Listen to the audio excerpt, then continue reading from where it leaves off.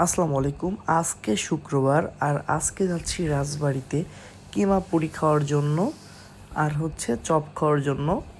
কিছু ভাই ব্রাদার ছিল, চলে আসলাম রাজবাড়িতে। আর একদম সেই রকম একটা পরিবেশ, পদ্মা নদীর পাড়ে বসে এরকম কিন্তু আমরা পুরি খাচ্ছিলাম। পরিবেশটা অবশ্যই ভালো লাগার মতো।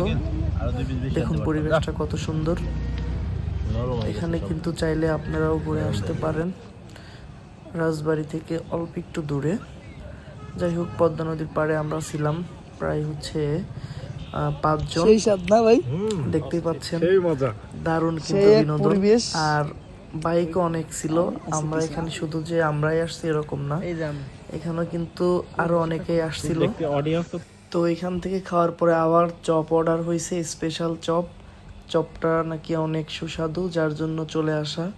দারুণ স্বাদ ছিল। আজকে শুধু ভাজা পোড়া খাওয়া হয়েছে। আর সবাই কিন্তু একসাথে বসেই ছিলাম। সাথে কিন্তু জাহিদের অবস্থা খারাপ, ও আর খাইতে পারতেছে না। যাই হোক, শেষ পর্যন্ত ভালোই খাইছে। এই হচ্ছে আজকে শুক্রবার, প্রচুর ঘোরাঘুরি করলাম। আর এই মাঠটা একটু যদি আমি দেখাই, অনেকেই এখানে খেলাধুলা করতেছিল। মাঠের পরিবেশটাও কিন্তু অনেক দারুণ ছিল।